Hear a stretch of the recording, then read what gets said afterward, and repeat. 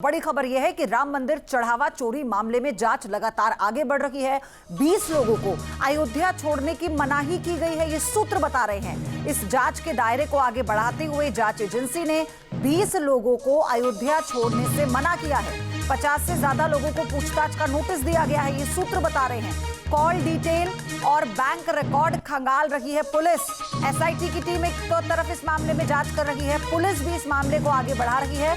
महाकुंभ के दौरान 45 दिन नहीं हुई थी चढ़ावे की गिनती। अब आप समझिए, जानकारी जो आ रही है उसके मुताबिक महाकुंभ के दौरान 45 दिनों तक कोई गिनती चढ़ावे की नहीं हुई।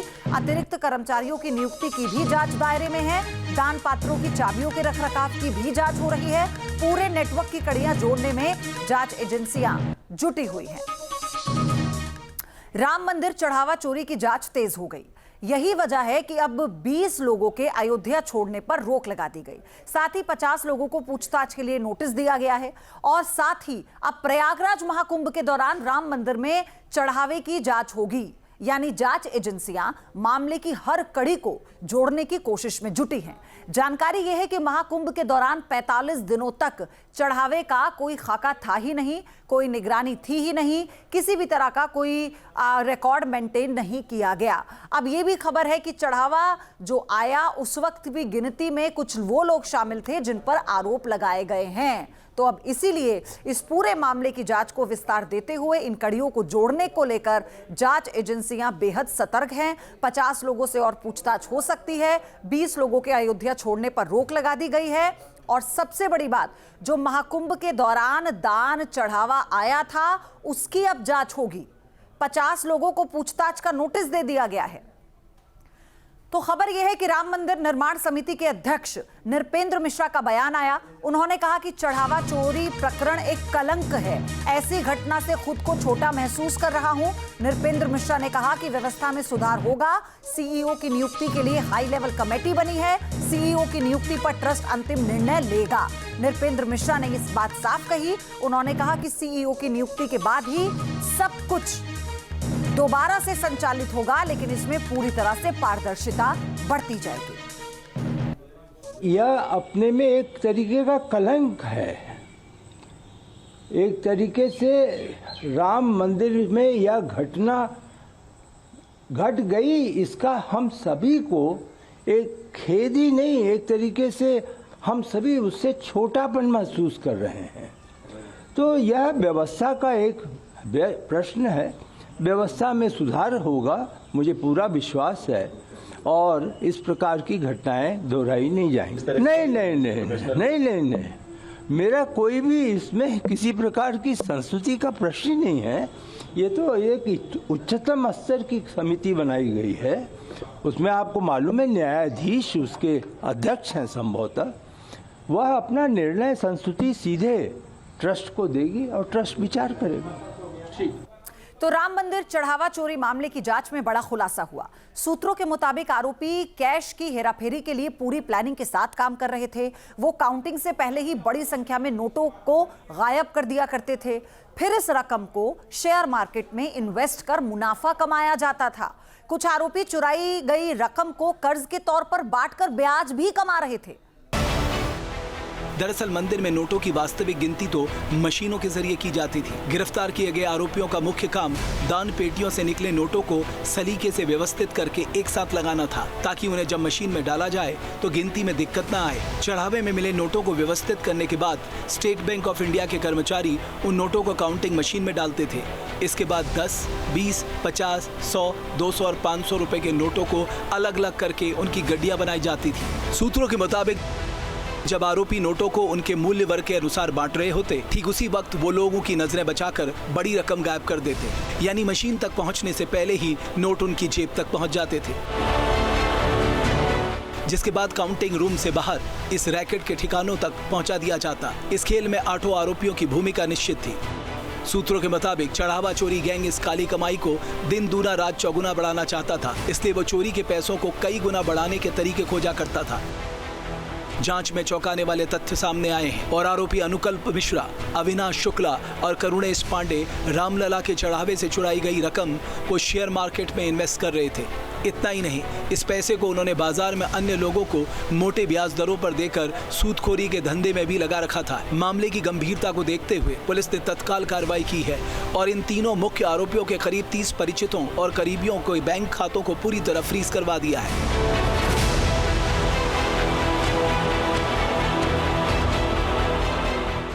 आरोप है कि इन सभी खातों में उनकी वैध आय से कहीं अधिक और बेहद संदिग्ध लेन देन के पुख्ता सबूत मिले हैं। आरोप है कि चढ़ावा चोरी के गुनहगार इस पैसों से ऐशो आराम की जिंदगी जी रहे थे और संपत्तियां खड़े कर रहे थे। इसके साथ ही इस सिंडिकेट के तार अब शराफा बाजार से भी जुड़ते नजर आ रहे हैं। सूत्रों के मुताबिक इस मामले में पुलिस की एक टीम ने एक ज्वेलरी व्यापारी को हिरासत में लेकर लंबी पूछताछ की है। बताया जाता है कि रिमांड में लिए गए आरोपियों ने इस सराफा का नाम उगला था। इस बीच मंदिर ट्रस्ट गबन की घटना से सबक लेते हुए कैश मैनेजमेंट को पूरी तरह से चुस्त दुरुस्त करने में जुटा है। इस प्रक्रिया को पूरी तरह फुल प्रूफ बनाने की तैयारी चल रही है। चढ़ावा चोरी की जांच के बीच मंदिर ट्रस्ट के 23 गणना कर्मियों ने एक साथ इस्तीफा सौंप दिया है। इस सामूहिक इस्तीफे के बाद नोटों की गिनती करने वाली टीम में केवल 13 कर्मचारी बचे हैं। काउंटिंग का काम प्रभावित ना हो, इसके लिए ट्रस्ट अब सतर्कता के साथ जल्द नए और पूरी तरह वेरीफाइड कर्मचारियों को भर्ती कर रहा है। श्री राम जन्मभूमि तीर्थ क्षेत्र ट्रस्ट ने रामलला के खजाने की सुरक्षा और नोटों की गणना की पूरी व्यवस्था के लिए सख्त गाइडलाइंस के पालन का फैसला किया है। पूरे काउंटिंग स्थल पर कैमरों से निगरानी बढ़ा दी गई है, जिसके लिए 13 नए अतिरिक्त सीसीटीवी कैमरे वहां इंस्टॉल किए गए हैं। वहीं मंदिर के गर्भगृह और परिसर से दान पेटियों को पूरी सुरक्षा के साथ गणना केंद्र तक लाने के लिए 27 अतिरिक्त सुरक्षा कर्मियों की विशेष तैनाती की गई है। सूत्रों के मुताबिक नई व्यवस्था के तहत काउंटिंग रूम के भीतर केवल 43 अधिकृत लोग ही मौजूद रह सकते हैं। सुरक्षा को इस स्तर पर चाक चौबंद किया गया है कि पहले जिन कोनों में कैमरा का कवरेज नहीं था, यानी जो ब्लाइंड स्पॉट थे, उन्हें अब कवर कर लिया गया है। इतना ही नहीं, परिसर के पिलर नंबर 34 पर जहां गुप्त दान पेटी रखी होती है, वहां विशेष रूप से अतिरिक्त सुरक्षा कर्मियों को तैनात कर दिया गया है। देर से ही सही, मंदिर ट्रस्ट जागा है और चढ़ावे की सुरक्षा से जुड़े प्रोटोकॉल का कड़ाई से पालन किया जा रहा है, ताकि भविष्य में रामलला के दरबार में भक्तों की श्रद्धा के साथ इस तरह का खिलवाड़ न हो। Team news nation. राम मंदिर चोरी मामले में आरोपियों से लगातार पूछताछ चल रही है। पुलिस की जांच में अब चौंकाने वाला खुलासा हुआ। दान चोरी विवाद में क्या है लेडीज चैप्टर, आइए जानते हैं इस रिपोर्ट में।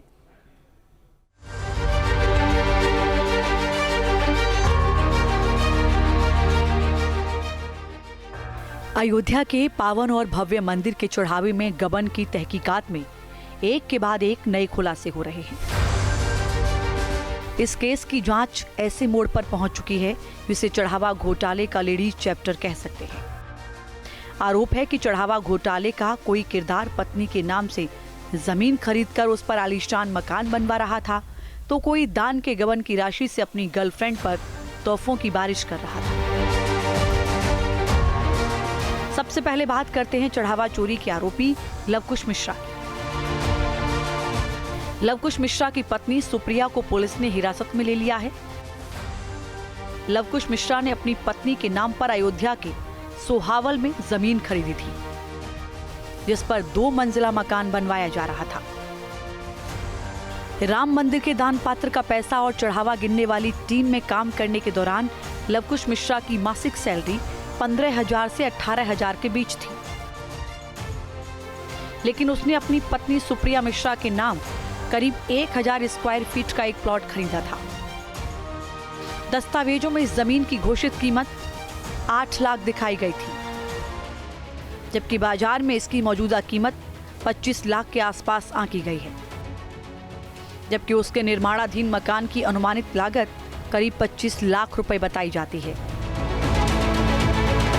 आरोप है कि रजिस्ट्री में ब्लैक मनी और गबन के पैसे खपाने के लिए अंडर वैल्यूएशन का सहारा लिया गया और इसी साल फरवरी में इस भूमि पर बाकायदा भूमि पूजन करके ग्राउंड फ्लोर और फर्स्ट फ्लोर का काम शुरू करा दिया गया, जहां 23 जून तक मजदूर लगातार काम कर रहे थे। अब इस बेनामी संपत्ति की असल कीमत और पैसे के स्रोत ने लवकुश और उसकी पत्नी की मुश्किलें बढ़ा दी हैं। बताया जाता है कि जांच के दौरान पुलिस ने उसके पुश्तैनी घर से करीब 12 लाख से 14,25,000 रुपए की नकदी बरामद की है, जो उसकी इस सैलरी के मुकाबले बेहिसाब संपत्ति के दायरे में देखी जा रही है। सवाल है कि जिस व्यक्ति की सैलरी 20,000 रुपए से भी कम थी, उसके लाखों की जमीन और मकान के लिए पैसे कहां से आए? जांच टीम ने जब लवकुश मिश्रा से आय के स्रोतों के बारे में पूछा तो संतोषजनक जवाब नहीं दे सका। इसके बाद वो सलाखों के पीछे पहुंच गया, लेकिन अब जांच का फंदा उसकी पत्नी पर भी कस चुका है, क्योंकि जमीन उसकी पत्नी के नाम से ही है। ऐसे में इस बात की पूरी आशंका है कि सुप्रिया भी अपने पति के गुनाहों में शामिल थी। यानी एडीए ने मामले में सुप्रिया मिश्रा को नियमों को ताक पर रखकर कराए जा रहे अवैध निर्माण के संबंध में एक सख्त कार्ड बताओ नोटिस थमाया था। इसमें आरोप लगाया गया था कि सोहावल इलाके में बनाए जा रहे मकान में नियमों का उल्लंघन किया गया। अगर सुप्रिया इस नोटिस का संतोषजनक जवाब नहीं दे पाएंगी तो उनके मकान पर बुलडोजर चल सकता है।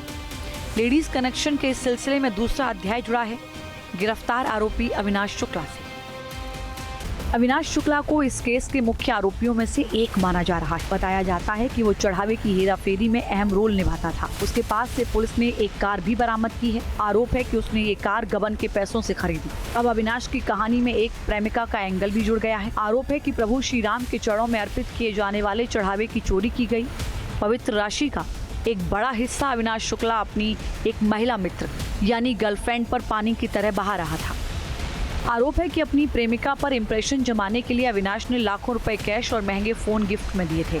दोनों जल्दी शादी के बंधन में बंधने वाले थे, लेकिन जैसे ही कानून के हाथ अविनाश के गिरेबान तक पहुंचे और मंदिर ट्रस्ट के खजाने में डाका डालने के उसके इस काले कारनामे का पर्दाफाश हुआ, वैसे ही इस प्रेम कहानी का नाटकीय अंत हो गया। बताया जाता है कि उस महिला मित्र ने अविनाश शुक्ला से अपने सारे रिश्ते पूरी तरह खत्म कर लिए हैं। चर्चाएं गर्म हैं कि महापाप के इस भंडाफोड़ के बाद अविनाश की शादी टूट चुकी है। अविनाश शुक्ला की गर्लफ्रेंड ने तो नाता तोड़ लिया, लेकिन इस मामले में नामजद और गबन के अहम आरोपी राम शंकर उर्फ टिन्नू यादव के बचाव में उनकी पत्नी पूनम यादव पूरी मजबूती से मैदान में उतर आईं। अपने पति को बेदाग साबित करने के लिए पूनम यादव ने बाकायदा मीडिया के सामने आकर तीखे तेवर दिखाए। पूनम यादव का साफ तौर पर कहना है कि उनके पति पर लगाए गए सभी आरोप पूरी तरह निराधार, मनगढ़ंत, एक सोची समझी राजनीतिक या व्यक्तिगत साजिश का हिस्सा हैं। उन्होंने पलटवार करते हुए कहा कि उनके परिवार के पास कोई 50 करोड़ की अकूत संपत्ति नहीं है। उन्होंने चुनौती देते हुए कहा कि जो लोग उनके पति को इस गबन में घसीट रहे हैं वो सामने आए और उनके पास यदि कोई पुख्ता सबूत हैं तो उसे सार्वजनिक करें। सब गलत है, उनको फंसाया जा रहा है। कौन लोग फंसा रहे हैं? अभी नहीं जानते, मंदिर के हैं लोग और कहाँ के लोग रहेंगे, क्योंकि सन 92 से जुड़े हैं। 30-32 साल हो गया कार्यकर्ता वहाँ। तो इसके पहले भी तो आप देखे होंगे कि बेईमान है, चोर हैं, तो आपको हटाना चाहिए था ना। तो इसके पहले आपने कुछ नहीं किया। अब अचानक आपको ऐसा क्या लगा? कहीं आपके पास सबूत है कि ये सोना लेके आए, नहीं चांदी लेके आए, नहीं रुपये की गड्डी लेकर आए, नहीं जहाँ काउंटिंग होती वहाँ इनकी ड्यूटी है, वहाँ भी इनकी ड्यूटी नहीं है। हम लोग अयोध्या में यही 2 कमरा है, यहाँ यहीं रहते हैं बस, और न कहीं मकान है। बताया जा रहा लखनऊ में मकान है, वहाँ नहीं है। लग्जरी गाड़ी है, वहाँ भी नहीं। 50 करोड़ की बताइए। मेरा ये कहना है अगर 50 करोड़ है, 5 मुझे दे दो, मैं 45 राम मंदिर को दान कर दूँगी, अगर ऐसा है। लवकुश से लेकर अविनाश और टिन्नू यादव तक चढ़ावा चोरी के किरदारों पर लगे आरोप कितने सच हैं, ये तो जांच खत्म होने के बाद ही पता चल पाएगा।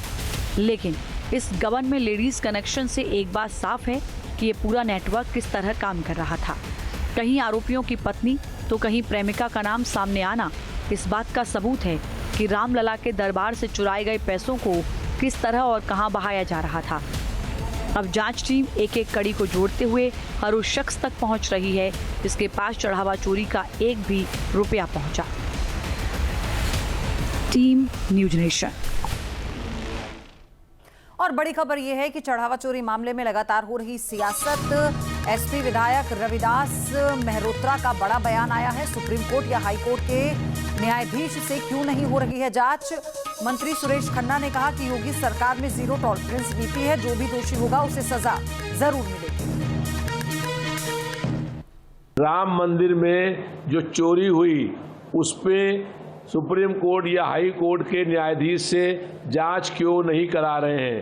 राम मंदिर में चोरी के बाद जनता में जबरदस्त जन आक्रोश व्याप्त है। देखिए, उनकी कोई आस्था तो है नहीं। उनका तो चरित्र पूरे देश ने पहले देखा था, जब उन्होंने कारसेवकों के ऊपर गोली चलवाई। उन्हें समाप्त करने के लिए उन्होंने कोई कसर छोड़ी नहीं। और जहाँ तक रहे बात अयोध्या की, भारतीय जनता पार्टी के एजेंडे में शुरू से ये रहा है। और योगी जी की सरकार में ज़ीरो टॉलरेंस टुवर्ड्स क्राइम ये ऑलरेडी इस्टेब्लिश्ड हो चुका है कि जहाँ कहीं पर भी कोई अपराध अगर हुआ तो उसको सज़ा ज़रूर मिली। आज आपने देखा होगा समाचार पत्रों में कि एक व्यक्ति को 41 दिन के अंदर सज़ा मिली। योगी जी में सरकार में यह निश्चित रूप समझ लीजिए कि जो भी SIT की रिपोर्ट होगी, जो जांच रिपोर्ट जिस आधार पर उन्होंने जांच करके सारे मुद्दों को देखा है, तो उसमें जो भी दोषी पाया जाएगा उसको सजा जरूर मिलेगी। और वहीं इस मामले पर राम मंदिर ट्रस्ट के सदस्य दिनेंद्र दास ने भरोसा जताया है कि SIT जांच से सब दूध का दूध और पानी का पानी हो जाएगा। जो चोर है जो दूसरे का चोर जो हुआ वो सब हमारे शासन तरफ से पकड़ लिए गए, सब जेल में पहुंच गए और पैसा सब आ गया। सब राम जी कर रहे हैं और राजनीति वाले कहें कि हम भले हो, उसमें कोई कमी नहीं, सब ठीक चल रहा है। जो बोल रहे हैं सब ठीक है, रामलाल सब देख रहे हैं, सब ठीक हो जाएंगे। वो शासन से पूरा काम चल रहा है। जो गलती हो शासन से, उसमें कोई कमी नहीं है, पूरा विश्वास है। आपके मोबाइल पर तुरंत आएगी ब्रेकिंग न्यूज। स्क्रीन पर सबसे पहले दिखेगी बड़ी खबर। देश दुनिया की हर खबर एक जगह। अब आपके मोबाइल पर तुरंत फटाफट इंस्टॉल कीजिए न्यूज़ नेशन ऐप और रखिए खुद को अपडेट।